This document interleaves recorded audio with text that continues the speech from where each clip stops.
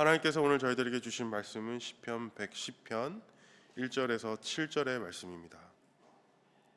이 시간 교독하실 때 마지막 절 합독하시겠습니다. 여호와께서 내 주에게 말씀하시기를 내가 내 원수들로 내 발판이 되게 하기까지 너는 내 오른쪽에 앉아 있으라 하셨도다. 여호와께서 시온에서부터 주의 권능의 귀를 내 보내시리니 주는 원수들 중에서 다스리소서. 주의 권능의 날에 주의 백성이 거룩한 옷을 입고 즐거이 헌신하니 새벽 이슬 같은 주의 청년들이 주께 나오는도다. 여호와는 맹세하고 변하지 아니하시리라. 이르시기를 너는 멜기세덱의 서열을 따라 영원한 제사장이라 하셨도다. 주의 오른쪽에 계신 주께서 그의 노하시는 날에 왕들을 쳐서 깨뜨리실 것이니라. 문 나라를 심판하여 시체로 가득하게 하시고 여러 나라의 머리를 쳐서 깨뜨리시리며. 합독하시겠습니다. 길가의 시냇물을 마심으로 그의 머리를 드시리로다. 아멘. 하나님의 말씀입니다. 오늘 본문은 다윗의 시입니다. 하지만 그의 다른 시편들과는 이 사뭇 다른 분위기를 가지고 있음을 알 수 있습니다. 먼저 그는 이스라엘의 왕으로서 백성에게 선포하는 이 공적인 어조로 말하지 않습니다. 예를 들면 이 시편 95, 96편에 오라 우리가 여호와께 노래하자 혹은 이 여호와께 새 노래로 노래하라와 같은 이 명령조의 선포입니다. 또한 그의 시편에서 종종 나타나는 그의 주관적인 성찰이나 어떠한 사적인 감정도 절제되어 있습니다. 그 예로 시편 13편에 여호와여 어느 때까지일까라고 탄식을 토로하기도 하고, 또 51편에는 주의 성령을 내게서 걷어가지 마옵소서 하며 이 눈물로 회개하기도 합니다. 오늘 이 본문 시편 110편에서는 이 다윗이 사적 그리고 공적인 자리에서 벗어나 어떠한 또 다른 입장에서 지은 시로 이해할 수 있습니다.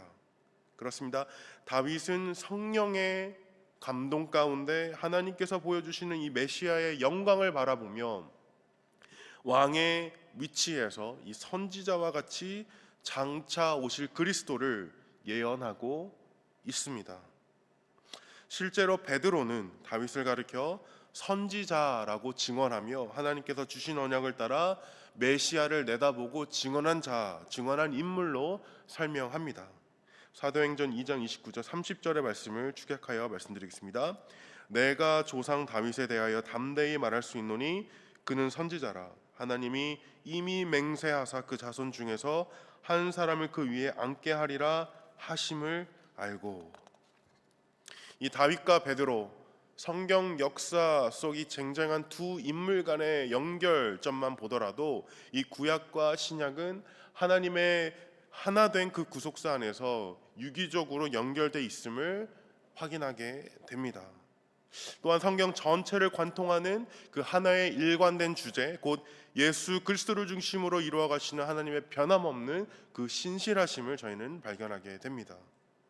다윗이 성령의 감동 가운데 받은 이 메시아에 대한 계시는 실제 역사 속에서 예수 그리스도의 성육신과 십자가와 부활을 통해 성취되었고, 베드로는 그 성령 충만한 가운데 그 성취를 증언하며 이 시편 110편의 예언이 참되었음을 확증합니다. 이것을 통하여 한 가지 중요한 사실에 저희는 도달할 수 있습니다. 한 예언의 말씀 속 이미 성취된 부분과 아직 성취되지 않은 부분을, 성취된 부분이 아직 성취되지 않은 부분을 더욱 확실하게 한다라는 것입니다. 예수님의 초림이 하나님의 말씀대로 이루어졌다면 시편 110편에 남아있는 예수님의 재림과 최후 심판, 하나님 나라의 완성 또한 반드시 이루어질 것입니다. 그러므로 저희는 오늘 이 시편 110편을 통해 앞으로 이루어질 하나님의 그 약속을 더욱 확신하며 붙들게 됩니다. 이제 다윗이 성령 안에서 바라본 이 메시아의 계시 함께 살펴보기 원합니다. 다윗은 선지자의 눈으로 천상의 한 광경을 목격하며 증언합니다. 여호와께서 내 주에게 말씀하시기를. 여기서 여호와는 성부 하나님이시고 내 주는 성자 예수님 되십니다. 다윗은 자신의 후손으로 오실 메시아를 내 주라고 부릅니다. 이는 메시아가 자신의 후손에서 비롯되는 사실을 넘어 다윗은 다윗의 주님 되심을 선언하는 것입니다. 그리고 이어서 성부께서 성자에게 말씀하심을 보게 되는데 내 오른편에 앉아 있으라. 오른편이 주는 상징성은 가장 높은 권세와 영광의 자리로 예수님께는 십자가의 사건 이후 부활 이후 승천하시어 이 하나님 우편에 앉으심으로 이 예언이 성취됩니다. 그리고 저희가 잘 아는 대로 예수님은 하나님의 뜻과 때를 기리며 지금도 우편의 좌정에 계십니다. 언제까지? 바로 원수를 발판이 되게 하기까지, 그때가 이르기까지의 모습은 2절에 나타나 있습니다. 여호와께서 시온에서부터 주의 권능의 규를 내 보이시리니.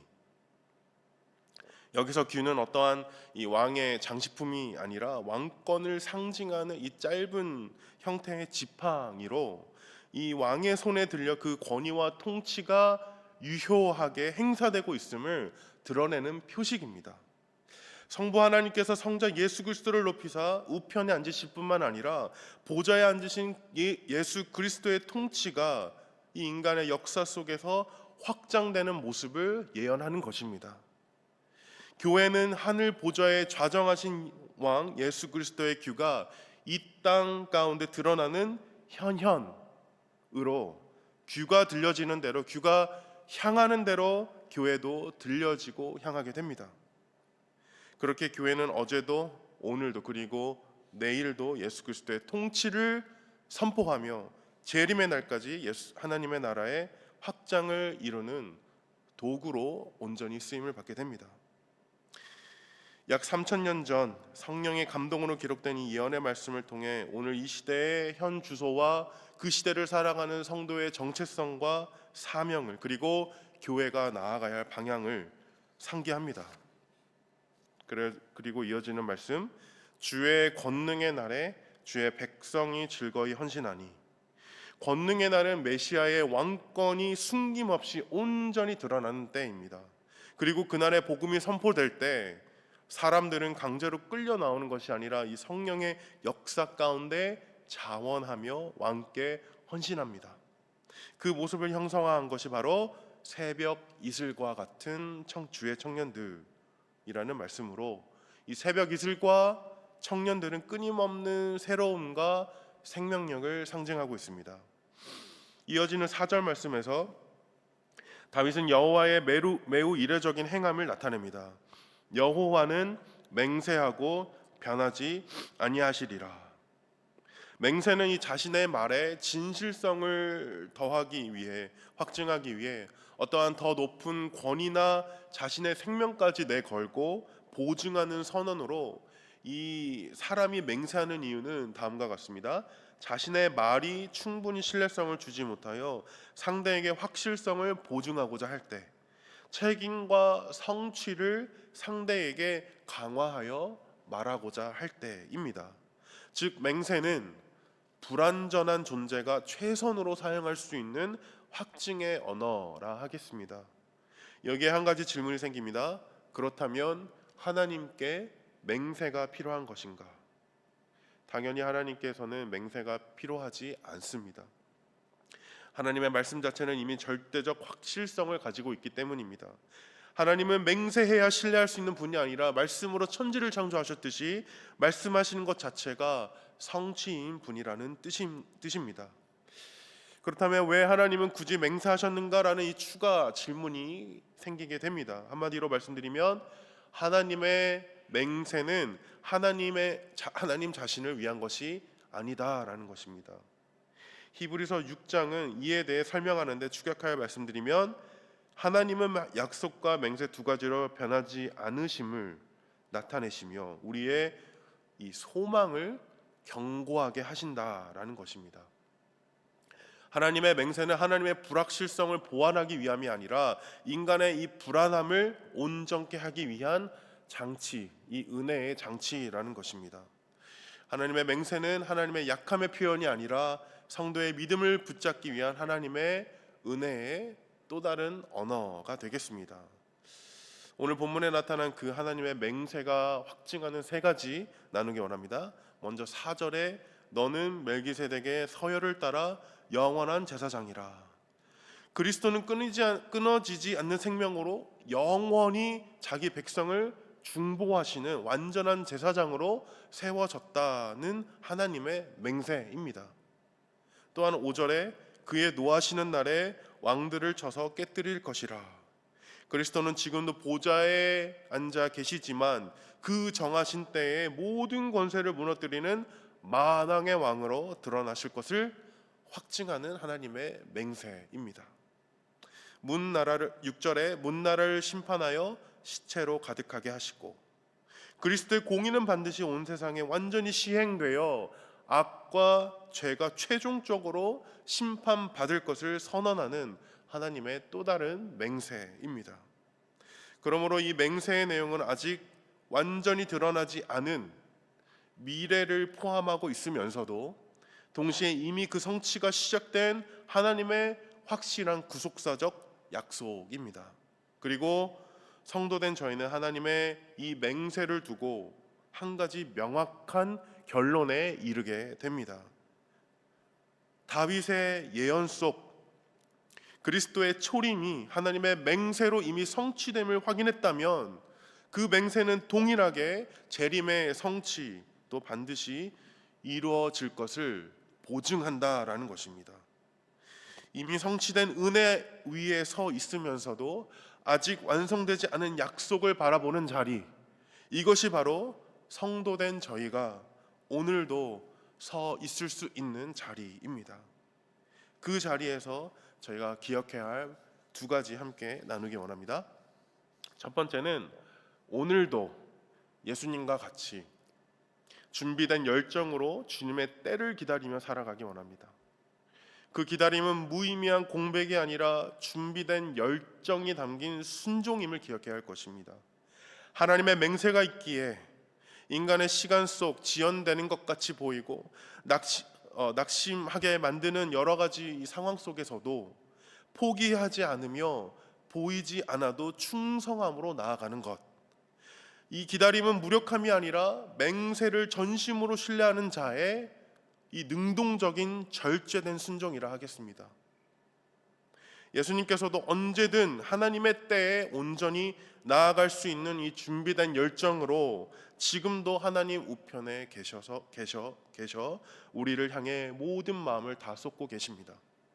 이처럼 저희의 인생 가운데 모든 각오섬의 그 자리에서 놓여 있을지라도 늘 준비된 열정으로 이 하나님의 때를 바라며 살아가기 원합니다. 두 번째로 오늘도 예수님의 손에 쥐어진 그 규의 권능의 위엄으로 살아가기 원합니다. 다윗의 위엄은 한 나라의 왕이었기 때문이 아니라 이 왕의 왕 되시는 예수 그리스도를 바라보았기 때문입니다. 그의 삶에는 분명 영원한 왕의 위엄과 권능이 아주 깊이 자리하고 있었습니다. 다윗이 양치기였을 때에도, 다윗이 그 골리앗 앞에 섰을 때에도, 사울에게 쫓길 때에도, 그리고 이 영광의 왕의 자리에 있을 때에도 주를 향한 이 한결같은 모습을 지킬 수 있었던 그 비결이 바로 그의 삶의 자세였습니다. 그가 어떤 자리에 있든 그의 많은 하루들을 붙들었던 힘은 어떠한 스스로의 능력이 아니라 그 예언 가운데 규로 정의된 예수 그리스도의 권위와 위엄이었습니다. 그런 의미에서 스스로 질문해 봅니다. 나의 이 오늘 하루를 여는 힘은 어디서 나아오는가? 나의 가족인가? 직업인가? 어떠한 본능인가? 아니면 관계인가? 혹은 숫자인가? 오늘 본문의 이 마지막 절 7절을 살펴보며 말씀을 정리하기 원합니다. 저희가 묵상한 다윗의 예언은 문자적으로는 아주 간결하지만 어떠한 굵은 선으로 그려지게 하는 몇몇의 그림을 저희 머릿속에 남기게 합니다. 그 중에서도 7절 보시면 길가의 시냇물을 마심으로 그의 머리를 드시리로다 이 말씀을 보시면 참으로 강한 감동을 남기는 말씀이 아닐 수가 없습니다. 한마디로 말씀드리면 승리하신 왕 예수 그리스도의 모습입니다.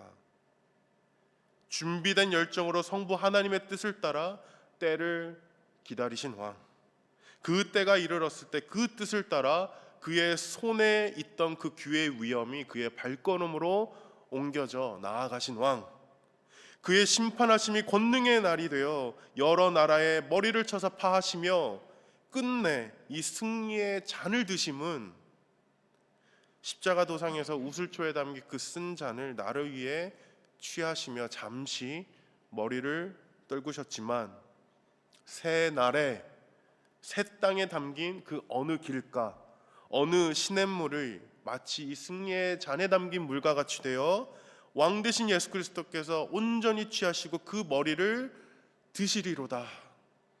이 놀라운 말씀을 오늘도 의지하시며 묵상하시며 예수 그리스도를 따라 다윗과 같이 고백하며 살아가는 저와 초대교회 성도님들 되시기를 주님의 이름으로 축원드립니다.